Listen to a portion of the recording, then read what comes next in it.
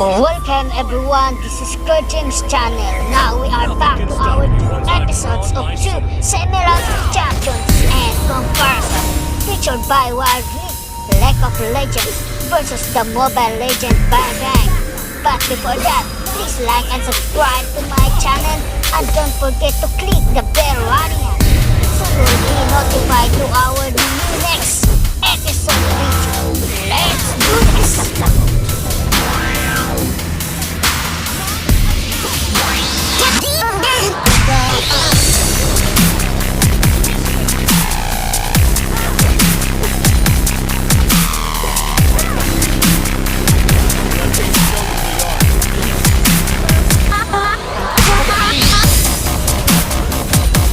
Broken Wings is a 3-part ability.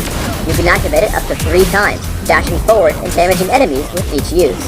The third activation will also knock back those enemies. If you activate the ability while your cursor is hovering over an enemy, Riven will dash toward that enemy. Otherwise, Riven will dash in the direction she is facing. Key Burst damages and briefly stuns nearby enemies. Valor causes Riven to dash toward your cursor and gives her a temporary damage blocking shield. Blade of the Exile is Riven's ultimate. This ability reforges Riven's broken sword, giving her bonus damage plus increased range on her attacks and offensive abilities. You can activate the ability a second time to cast Wind Slash, sending out a skill shot cone nuke that damages all enemies in its path. This nuke deals more damage to enemies who are injured. Riven's passive is the Art of War. After each ability cast, Riven gains a buff, which can stack a few times. Basic attacks performed by Riven while she holds this buff deal bonus damage and consume 1 stack. Unless you attack in between some of your abilities, you can hit the stat cap and waste some of your passive potential. Early on, Riven has an excellent harass game. While you do put yourself in danger doing it, tossing around Broken Wings and dealing damage with the Art of War will give you a leg up. In this case, chasing around Singed isn't very smart, but I'm able to constantly poke at him. At level 3, I can head in with Valor, use the shield to block counterattacks, and blast through my abilities with basic attacks in between casts. As I repeat this process, it keeps getting lower and lower until I dive in for the kill. Valor into Broken Wings lets me land Key Burst.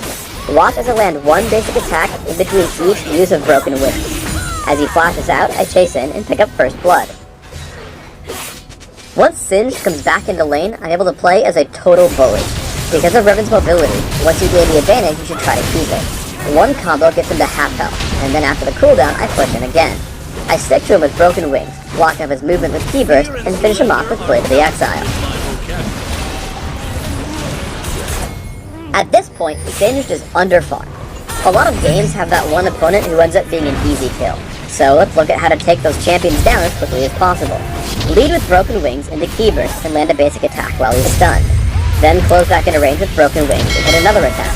Hit Broken Wings a 3rd time with a knockback and attack again. Now you want to use Valor to chase as you run, landing another attack. I ended up having to waste Flash because I activated Sword of the Exile far too late. Ideally, you want to pop it early in the fight for the bonus damage, and then activate Wind Slash for the killing blow. Riven's high mobility makes her great at chasing champions, even if they have crowd control spells. I run to Lux, who's extremely low. As she turns to fire Light Binding, I turn to the side, move my cursor away from the spell, and dodge with Valor. Then I head back her way and push through with Broken Wings. Unfortunately, she's just out of range, but I keep chasing. As I follow, she makes the mistake of trying to juke me by turning around, but I close the gap immediately with Valor and Broken Wings. Even with the Light Binding, I make sure to face the right way, activate Broken Wings 2 more times, and kill her during the knockback. In the same vein, Riven is really good at running away. I activate Valor again and use Broken Wings to create more distance. Make sure you keep giving Riven movement commands in between activations of Broken Wings to make sure she's heading in the right direction. As Singed catches up, I put on a shield with Valor, tanking the fling until my team arrives. As Kog'Maw comes to help, I use Exhaust, Key Burst, and Broken Wings for damage. As Singed creates distance, I Valor back into range and continue with basic attacks and Broken Wings for the knockback and the kill. Nothing can stop me once I've drawn my sword. The story begins with Muramat asking the question, "How come you to Ionia, friend?" Muramat was an Ionian traveler who had never felt uncomfortable sharing her campfire with other travelers along the road to the market. But now, for the first time, she was sitting across the flames with a Noxia, one with an enormous weapon strapped across her back. Of course, we are talking about Riven. Riven glanced at what the story called her father before she swallowed a mouthful of charred peppers and rice. Then she looked down at her plate. She replied that she was born in Noxus, but she had been here since the war began, and she did not plan to return. As she spoke, she still had her Noxian accent, but her Ionian tonality was nearly flawless. Riven's quote-unquote father, Ashakonte, smiled and placed a hand on her shoulder before saying, "This is her home now." Of course, we know Ashakonte from the other big story Riven has, the Confessions of a Broken Blade. There, Riven started a new life in an Ionian village. The locals knew that she was a Noxian, but since Riven was working hard and she wanted to atone for her service in the war, they forgave her, even after learning that Riven killed Yasuo's master on accident. And so, Asha and Chava Conte, two Ionian elders, adopted Riven as their own daughter. Anyway, back to the story. Muramat had invited Asha to make camp with her before she had spotted the Noxian asleep in the back of his car. But since Asha introduced Riven as his daughter in a defensive tone, Muramat had nothing to say against the strange old man's declaration. Although that didn't make her any less suspicious of Riven. And so, as Muramat poured herself a cup of tea, she continued their conversation. "You have not answered my question. What brought you to the shore, Riven?" Riven tightly gripped her plate, tension rippling through her shoulders. As she answered, "I fought in the war." It was a simple statement, and yet, to those who listened, it was interesting to hear regret from an Noxian. And so, Muramat asked further, why would anyone stay in a place where they and their people have caused so much pain, so much destruction? There was a crack, as the plate Riven was holding broke in half under the pressure of her grip, her charred peppers and rice falling on the ground. Then Riven gasped, and she immediately bowed down, apologizing, and saying that she would pay for the plate and leave. She didn't mean to intrude. Before Riven could finish that sentence, she noticed that Muramat wasn't listening. Instead, she held the shards of the broken plate close to her ears, humming softly. Slowly, she adjusted her pitch, calling to the spirit within the clay. The back of her skull tingled when she hit the right tone, as the spirit reverberated with her hum. Holding the note, Muramat lifted her mender's necklace and flicked its chimes until she found the one that joined her and the spirit in singing. She stared at the chime in the firelight. Each one had been inscribed with a symbol that identified how to mend a resonant spirit.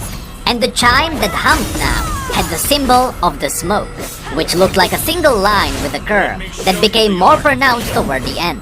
And so, Muramat lifted the shards of the plate above the fire to bathe them in the smoke.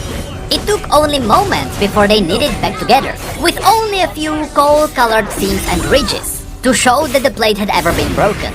Muramat then explained that she was a mender, and so there was no reason to replace things. Riven's eyes were wide open as she ran her fingers down the thick black seam. She asked, "How does it work?" And Muramat explained that everything has a spirit, and every spirit wants to be whole. So she is asking them what they need to mend, and then she gives it to them. Riven sighed as she pointed out that it still leaves scars. But Muramat added that scars were a sign of healing. That plate would never be seamless again, but it was whole, and it was strong. She would even say it was more beautiful like this. Riven considered the plate in silence, before finally saying, "I am here because I have caused so much pain and so much destruction. I stay to atone." Muramat nodded somberly. Clearly, Riven's scars, though invisible, ran deep. Perhaps this Noxian was different from the others. But then Muramat's eyes fell onto the hilt of Riven's massive weapon, a tool for cutting, not mending, and she asked herself, how different can she really be? The story then cuts to the moment Muramat woke up in the middle of the night. She was woken up by a loud thump against the side of her caravan. It was bandits. Riven had insisted on keeping watch through the night. Muramat remembered this as she grabbed the heaviest kettle. But thankfully she was experienced in dealing with robbers, and she could always hold her own in a fight. When she opened the door, however, she saw that Riven would not need her help after all. One of the intruders was laying on the ground in front of the caravan. By the fire stood Riven, surrounded by 3 other hulking bandits. She held the enormous hilt, and Muramat was surprised to see only a broken blade attached to the end. Yet the weapon was still formidable. It seemed to pulse in Riven's hands as she waited for the others to advance. Murammad's stomach turned to see that blade, not relishing the sight of a Noxian spilling more Ionian blood. But still, he watched.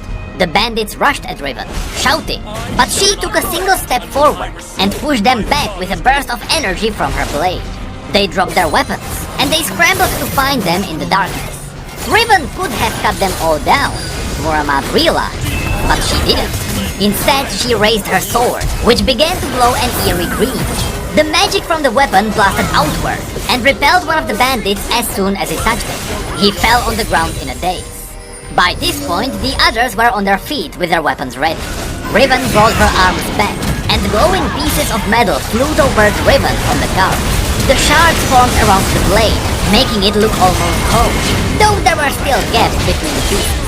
The bandits charged forward again, or so they tried, because Riven whipped the blade in front of her and blew them back against the caravan with a gust of wind, knocking them all unconscious. It was a bloodiless victory. Muhammad stepped gingerly over the defeated bandits, and she asked Riven, "What will you do with them?" Riven shrugged, letting the shards of her sword drop to the ground. "I'll just tie them to a tree until morning." Muhammad stared at the remnant of the blade. It didn't seem as threatening anymore, now that she had seen how Riven wielded it. She then asked, "Could I see your weapon?" Riven frowned and took a step back. "Why?" Muhammad calmed her down by saying that she didn't need to hand it to her. She could just hold it up.